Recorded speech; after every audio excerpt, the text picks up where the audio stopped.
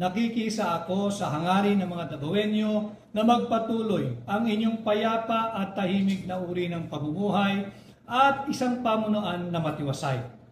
Patuloy po nating suportahan ang hugpong ng taong lungsod at Team Duterte sa pamumuno ni Pangulong Rodrigo Tatay Digong Duterte bilang City Mayor at Baste Duterte bilang Vice Mayor.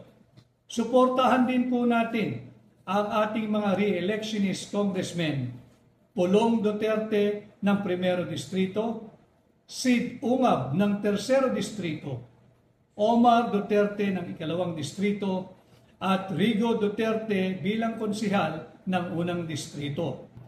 Sa hugpong ng taong lungsod at Team Duterte, tuloy-tuloy ang pamunuang may transparency, accountability, peace, and security.